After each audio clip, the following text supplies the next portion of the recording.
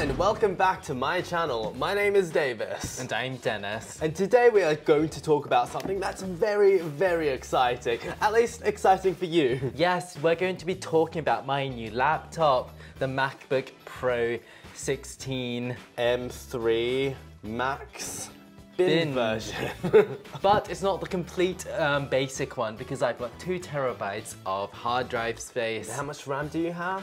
30. I think it's 34 or 36. 36? It's like a weird number. Very weird. Because usually, you know, you go straight from 32 to 64, but they've gone with 36.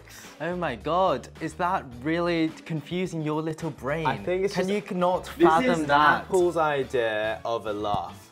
They're just being funny. Yes. Tim Cook has a great sense of humor. So the question we're here to answer today is, who on earth should buy this monster of a computer? If you've got an M1 or an M2 MacBook, should you get this? If you've got a Windows computer, is this the Mac that you should get? Or if you're like Dennis here, who had a old Intel MacBook Pro, is it finally time to take the jump, spend the thousands and thousands of dollars, many thousands. Upgrade. Also, just looking at it, the space grey versus space black. Yeah. What a difference. It's such a glow up. Space grey was a bit wishy-washy, but space black is actually It's got some authority. stunning. It's not scared of being black. It's black and proud. But I don't think Apple's claim that it's fingerprint-free really worked out, because No. I'm seeing so many fingerprints. But oh well. Anyway, if you like this content and want to support us, please like this video and also subscribe if you haven't done so yet. Hopefully we'll reach 50,000 by the end of the year. That's too ambitious, isn't it? Very ambitious. Hopefully Very we'll reach foolhardy. 46, I don't know Enough, how many. Davis. Anyway, and also don't be afraid to ask any questions in the comments and Dennis will answer them. Oh my god, are you a twin? No, I think we just met one day. We were like, I was walking in the park and I was like, oh my god, there's a person who looks exactly like me. We should make YouTube videos together. And that's when we became twin brothers. Okay, so I want to begin by asking you about the story of your old computer. So this is my old MacBook. It's an i9 from 2019 and I decided I wanted to go all out because my iMac, which I was editing on before, had died. And this had just come out and everyone was raving about it because MacBooks for the longest time for were the very past controversial. Yeah, from like 2015 to 2016? 2016? To 2018. Okay, those were the dark days of MacBooks. Yes, I had the butterfly keyboard. Which was absolutely, I kind of liked them when they were new. They had a very peculiar Yes, click. but then your Only keys when started new. getting stuck. But I don't know, the free replacements from Apple, it felt nice to have a new computer. Every single week, yes. They were also very thin, so Yes. they overheated a lot. You've had the terrible Intel processors. Had disappointing graphics cards as well. And you could only perform them at their tops for like a few seconds. Oh, yes. Because they'd immediately overheat. But then in 2019, Apple saw the light, so everyone thought they made the MacBook fatter. Whoa. I mean, look how fat that Did is. it actually make it fatter? Yeah. How much fatter was it? I don't know, a fair bit fatter. Had a magic keyboard, Wait, so... I've actually got a 15. Oh my god. Let me grab the 15. We've got all the MacBooks, it turns out. Here is my, what, 2015 is it? 16. 2016. No, the feet, hang on. I know they're not the same.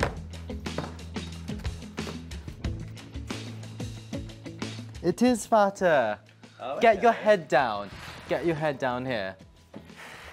Oh wait, you're right. It is marginally I bigger. am always right. What can I tell you? This is the MacBook Pro that I drowned in my bag. My drink bottle spilled. But I absolutely love this thing. This was the first of the touch bar ones. So it didn't have the escape key. It was all touch bar on the top. It had a really low profile. That feels so futuristic even keyboard. today. I'd say this is probably the most modern, futuristic looking MacBook. And a spider came out of it. That's how you know it's Australia. A spider literally ran out of my old MacBook. Yeah, I kind of love this. It was so light, it was so thin. The keyboard felt amazing when new. It was Still obvious. does, yeah. It was like I honestly loved it. But the 16 fixed a lot of the problems. Everyone was raving about it because it was so much faster than the old one because it's fatter. They had the old keyboard back, the scissor switches. Or the magic keyboard. Yes, had the new 8-core processors. This is the i9, had new graphics. The Vegas, or was it Polaris? Can't remember. You got the 5500M, which yes, the upgraded one with 8 GB of VRAM. So it was an absolute screamer. Yeah, reviews were so positive. I just remember thinking, I wish I had the money to upgrade. Thank God I didn't.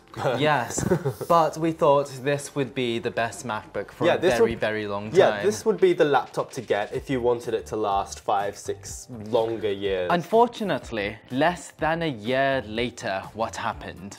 The M1 MacBook came out, which I eventually got, and I thought it was fantastic. How much did it cost? I got it refurbished with 2 terabytes of storage, just under 3,000 Australian dollars. So about half the price of this. Yes. And it was faster.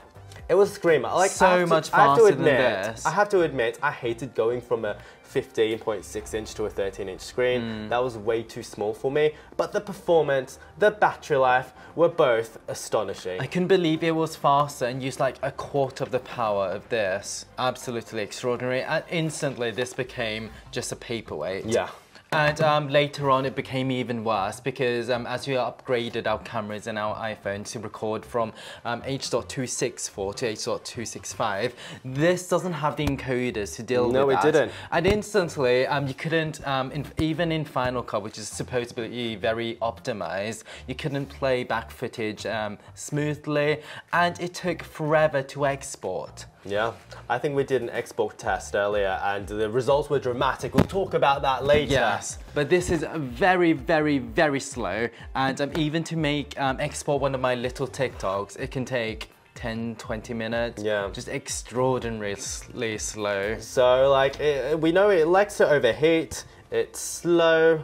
But how's battery life? Oh, about 2 hours when editing. When doing normal stuff, maybe 5 hours. The thing is, like, although that sounds terrible today, if you use a Windows or an Intel laptop, that's still kind of the performance you're getting battery-wise. Yeah, people do quote 10 hours, but that's pretty much one Chrome tab. Yeah, that's all you can do if you want to get the 10 hours. With like minimum brightness. Because with my, with all of the Apple Silicon laptops that I've had, the M1 MacBook Pro, and also my new-ish, it was new, it's no longer the newest, M2 Max that I've been loving, I've easily been getting at least 10 hours of battery life when just doing like normal note-taking That is tasks. extraordinary. And then when I edit video, I can easily get 4, 5, 6 hours.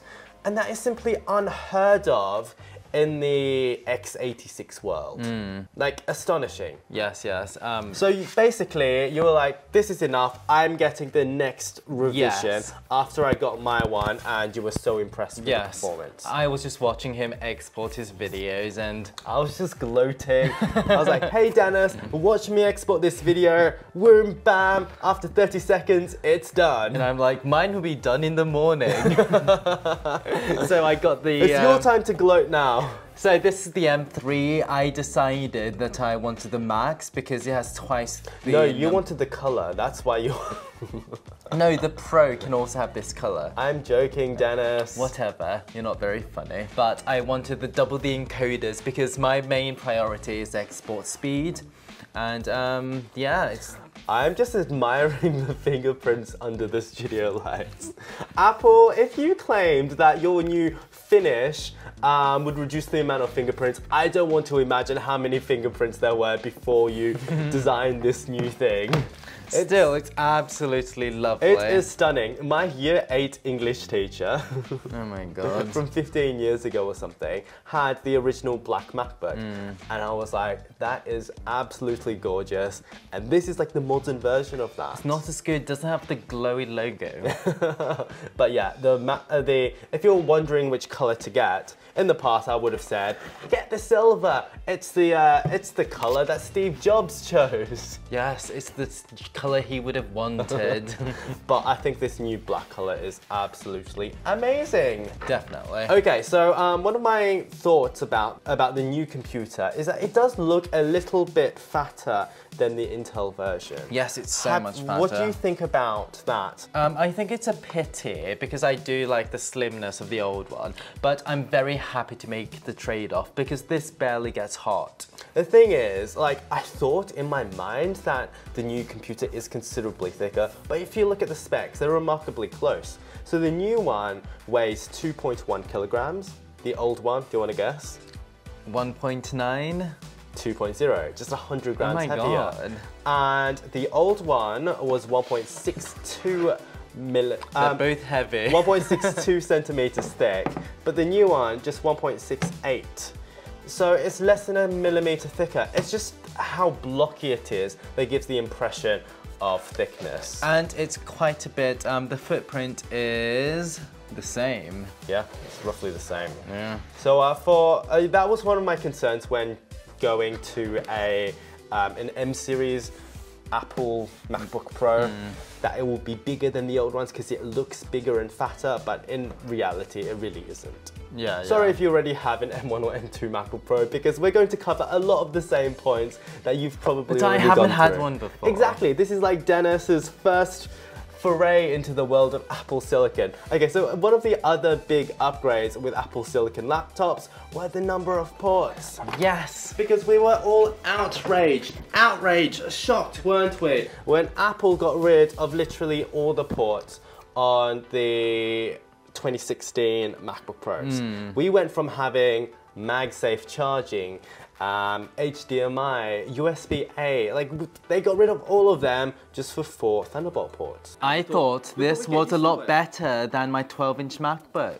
Yeah, the one port. With the one wobbly USB-C port. People claim that USB-C is so durable. No. I digress. No, my MacBook 12 with one port. Oh my god. So wobbly after some time. Okay, so Apple got rid of the port and then did a complete 180 with the new generation. My favorite port is the SD card reader. That is so useful. Oh my god, I have lost so many SD card readers. Yeah. Those dongles are gigantic and they dangle everywhere dangerously. Yes. And there's also an HDMI which I haven't used, and 3 Thunderbolts. And 3 Thunderbolt ports as well. And the thing is, and also MagSafe. What do you think of MagSafe? To have that back. Fantastic. And there's a decent, what do you call it? The 3.5mm. With a good DAC.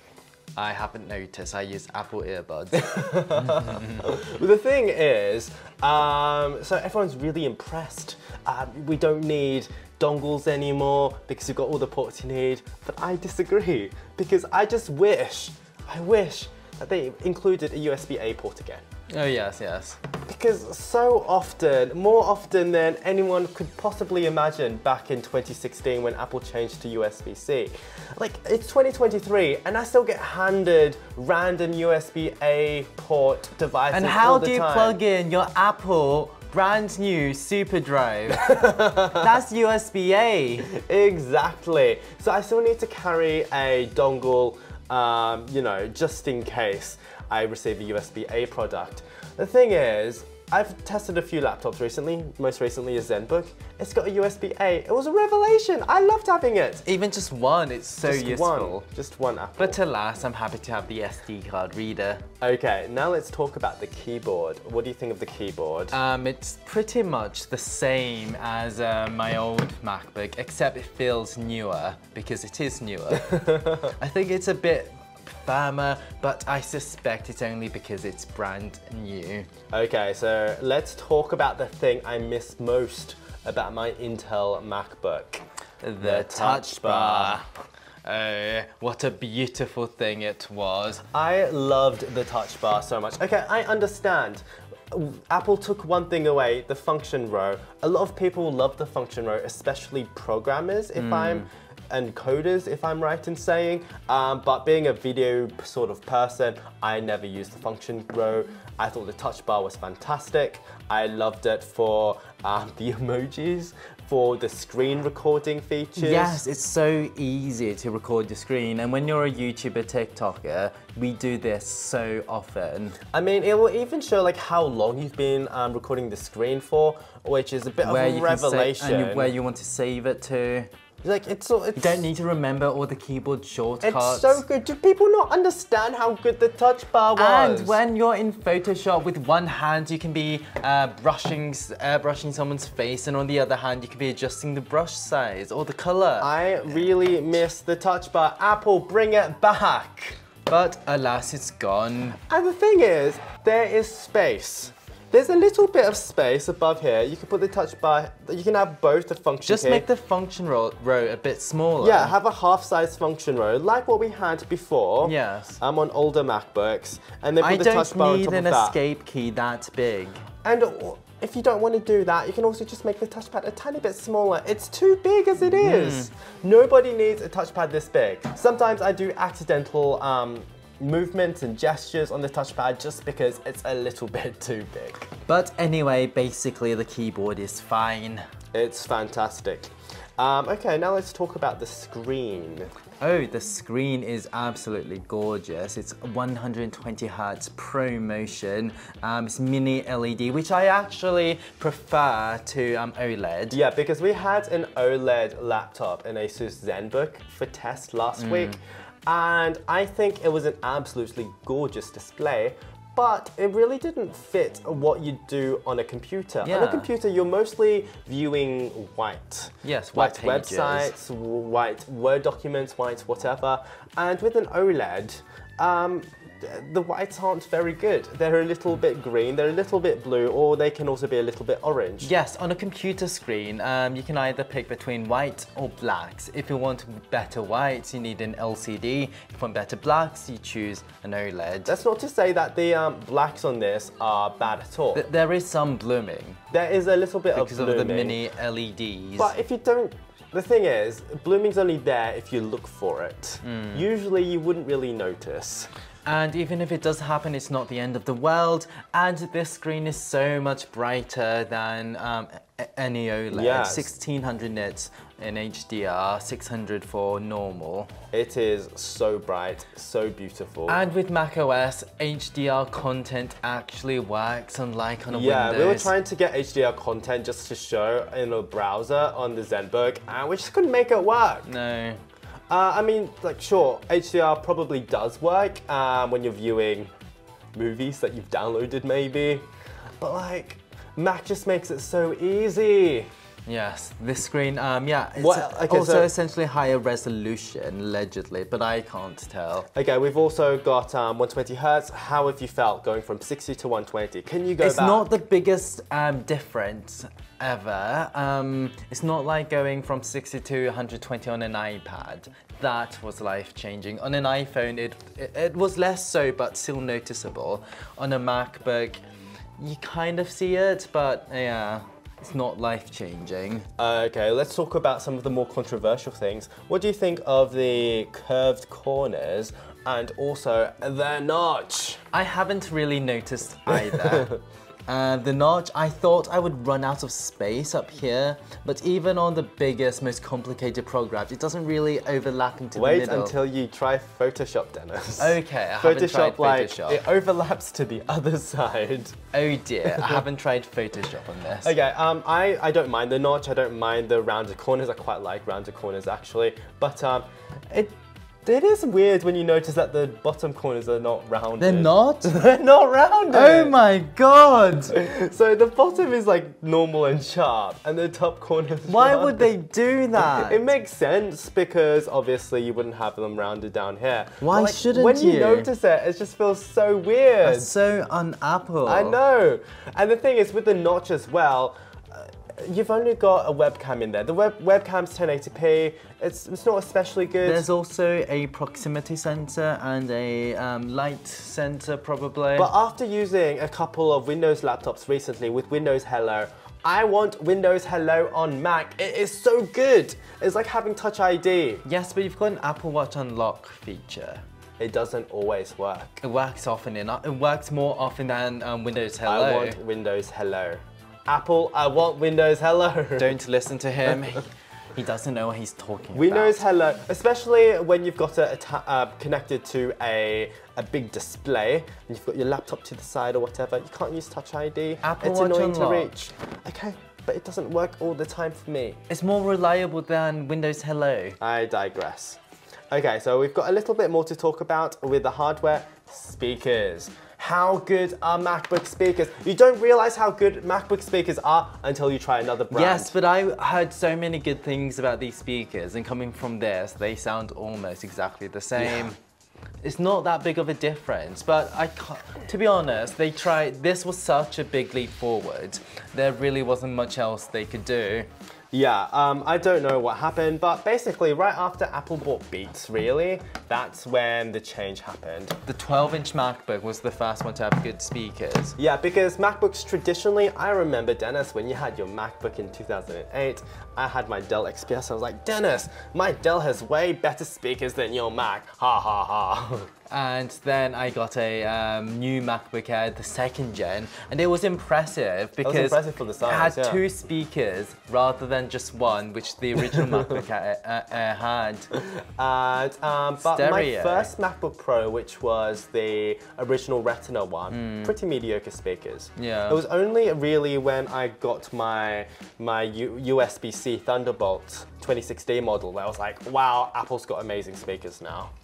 And I think Apple still very much is top in class when you're talking about speakers. Yes, but they're not amazing. They're not going to blow your mind. When you've used some Windows laptops, Dennis, I disagree. haven't used Windows laptops. I disagree, because basically across the board, with a few exceptions, Windows laptops are very mediocre speakers. All right. You're like, why? Even Harman Kardon, Atmos surround. Oh yeah, so one of our friends saw our previous video about Asus and you were talking about Dolby Atmos. Yes. Turns out that he actually works on Dolby Atmos on laptops. And it was misleading because it wasn't referring to the speakers, it was just some software for headphone use. Absolutely Which rubbish. Apple does have the equivalent, which is spatial audio. We wanted to get him on board on the show, but unfortunately... He's not been potty trained. He's not been media trained. Oh, media trained, that's the one. Okay, so we have now talked about the hardware. So out of 10, what do you give it? I think it's a bit too big and heavy, probably an 8 out of 10. I was just using a 15-inch MacBook Air today. Amazing. Oh my god. I wish this was like the size of the MacBook Air and it'd be perfect. I'd give it like a good 9 out of 10. I understand why it's big and heavy, but I wish it wasn't still. And the notch. Horrible. And the notch. You can make it smaller or just give us more things to do with the notch. Like, I want a dynamic island. Move on. Okay, now let's talk about what's inside. Because inside we have the M3 Max chip. Yes. 3 nanometers versus 5 nanometers on the M2. How many nanometers was your Intel? I believe it would be 12. 12 nanometers. Probably. Don't quote you. Don't quote me. Something like 12. I think the GPU was 7 nanometer. Okay, so massive improvement there. It's among the first consumer 3 nanometer products you can get. Yeah, and it means battery life's really good. Like going from Intel to Apple The Silicon. performance has been absolutely remarkable. The first thing I noticed was instant on. I don't think it's something that we can appreciate. Just look at that. Hang on. 3, 2, 1. Oh my god, did you see that? Instant on. Compare that with your Intel. 3, 2, 1. I think we just forget because it's just one of those things that we expect. But I remember Steve Jobs talking about the 2010 MacBook Air with the SSD and saying how it had instant on like the iPad. The thing is, he was lying. We did think that was instant on compared to previous computers. My god, how bad were spinning hard drive computers? It was literally like, then? open the screen, okay, the screen will turn on after 10 seconds. But once everything had loaded, like performance was still terrible as you need to wait for everything else to load, and it's only performant after like a minute. Oh God, I do not miss those days. Yes, the instant on is genuinely instant, and when I'm editing video, which is what I do all the time, oh my God, the video playback was perfect. There was absolutely no lag in Final Cut, and when exporting, this was the biggest difference. We just did a test. Yeah, but before we get to the export test, I think you upgraded at a really good time, because back in the M1 days, it was not as slick as you described. Although you get moments of you know, beautiful performance, it would just like randomly judder and freeze occasionally, just because it was so new. Nothing was really optimized yet. Okay. So now that we've had a couple of years, Apple Silicon has reached the point where it's like, it's arrived, everything's optimized for it, and it works fantastically. So like, I'm jumping the gun a little bit here. If you haven't upgraded, this is an amazing upgrade. Yes, let's talk about the export times, because this blew my brother's mind. It really blew my mind, because I hadn't used an Intel MacBook in quite a while. And Intel. I hadn't used an Intel an Intel MacBook. You said a Intel. Okay, I haven't used an Intel MacBook in quite a while. If you don't hear it, it's because he's editing this video. So I hadn't used an Intel MacBook in quite a while, and I'd sort of forgotten how slow they were. I sort of hadn't realized how much you were struggling. You were. You were like, you don't need a new computer, I know, Dennis. because it's an i9, it's fast, it's great. i9, 8 cores. It sounds impressive. Okay, shall we talk about the Final Cut first? Yeah. Okay, so we just did a very easy test. Yes. It was just a 10-minute 1080p video, right? It was a 4K video, Oh, okay. but it's using the easier compression. Was that from a Canon? Yes, Canon R6. Canon R6 video. 10-bit C-Log. So you've done some color correction. Yes. There was a 3D title. Put a lot on it. Quite easy. Pretty easy. 10 minutes. And the i9 exported it in 15 minutes. If you think about it, 10-minute clip, 15-minute export, that's not so bad. Yes, like, it's almost real time. In my mind, yeah, real time is sort of the aim. If you've got a 10-minute video and if it takes 10 minutes to export, that's really good. Once again, we do have to remember this was the basic the most basic edit you could have. It was not edited, simply just a LUT and a title. Yes, and the M2 MacBook. So my one from, I was going to say last year, but it's literally just earlier this year. Yeah, this is how quickly the M3's come out. It did it in a scarcely believable 1 minute and 50 seconds. Oh my God. 150, that's literally, what's how the many times faster? So that's like over almost 8 times faster. Bloody hell. 8 times faster. Than this. And this uses how much more power? I have no idea. A lot more power, twice the power probably. So it's 8 times faster, and they're only roughly 3 years apart, these computers, 3-4 years apart. Yeah. That is quite incredible. And the M3 laptop, obviously you had to show off that you had the latest one. 1 minute and 41. That's only a little bit faster. It's only a little bit. It's almost within the margin of error. Yeah, so if you've got the M2, probably don't need to upgrade, unless if you really do like the new color. And if so, then I Or concur. if you bought the wrong model, maybe you bought one with 512 gigabytes of hard drive. Yeah, maybe you want more storage. Yeah. I grant you that.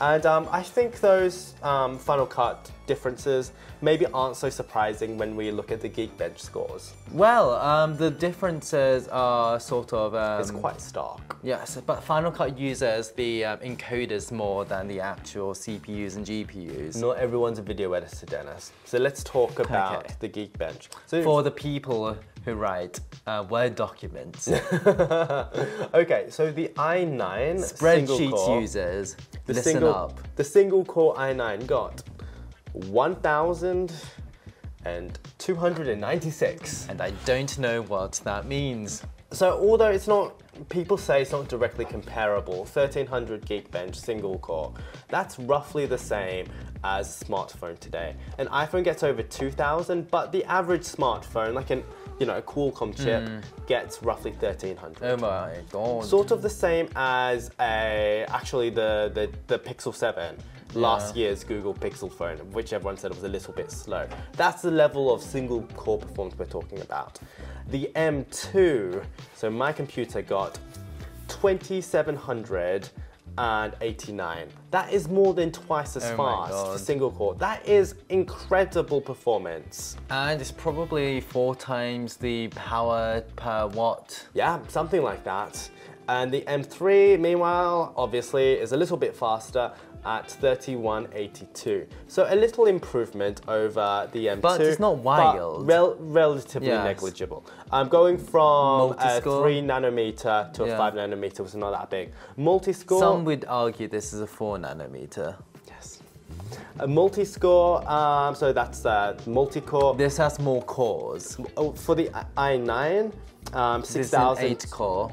6,200 for the i9. Sounds quite good. For the M2, 14,773. Wild. So that's like 2.5 times faster. That's incredible. And the M3, a scarcely believable 19,000. And remember, this is the binned one. So the non-binned one, if you really do want to spend, I don't know, $8,000 on a computer, well over 20,000. Yes.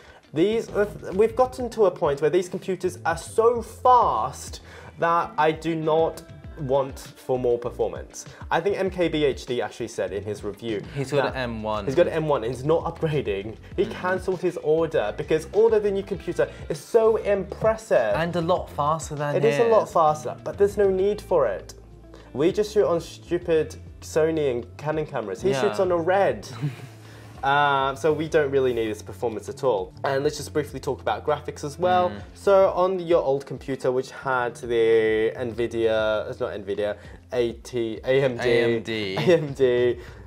5500M, yes, that's right. 8 gigabyte.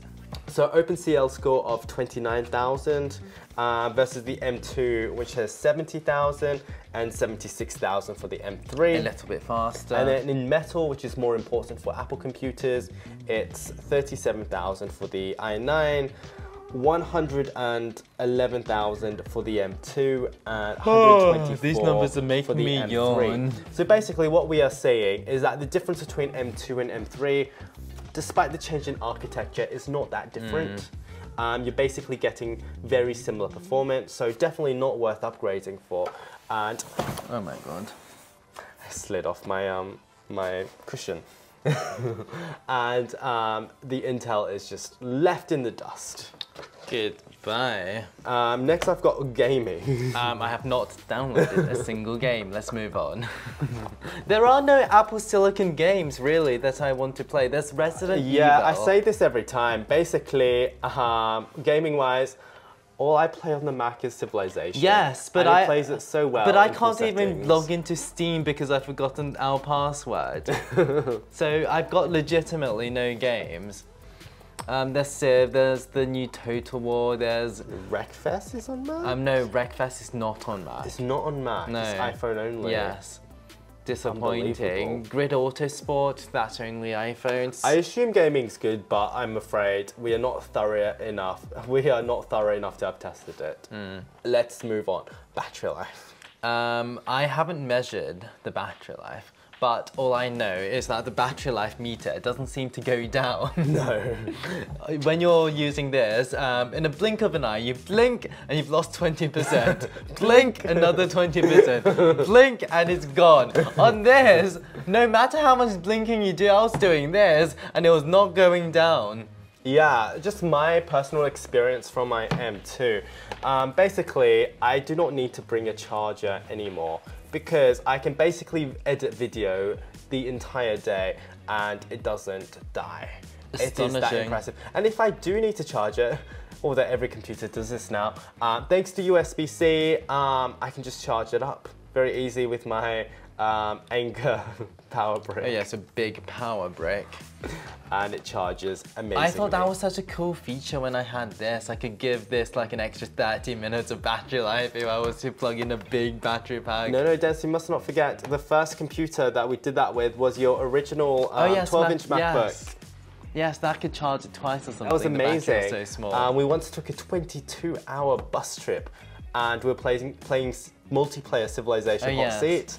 And I had my 20,000 milliamp battery. It was charging that all the way. Fantastic. So battery life, absolutely amazing. You probably cannot get better battery life from any other computer. Well, the Pro machines. Yes. If you get the slower processor. If you get the slower processor, yes, probably better. But at the same time, I've always had this in the back of my mind. On a slower processor, you'd spend longer exporting when these computers would be exporting, doing the heavy task for a much shorter amount of time. And back in the day, I remember actually thinking that if I had a faster computer, I could probably edit faster because it would lag, it would, you know, the timeline wouldn't load properly. With Apple Silicon, you basically never have to wait. It is really amazing. And so we've basically finished the review. Would you recommend the M3?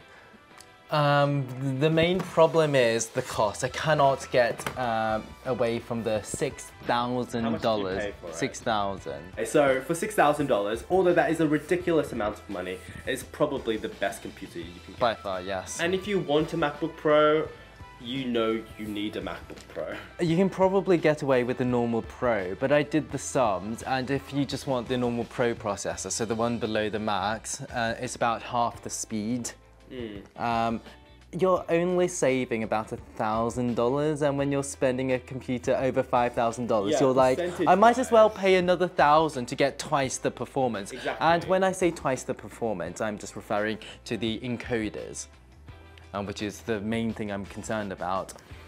But the thing is, if we had the Pro model, I think we'd be saying exactly the same thing. Yes. It's so fast, it feels ridiculous. Because even my base M1 back in the day felt super quick.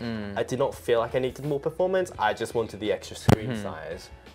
So yeah. Maybe just get the Pro, even though it's slower than last year's one.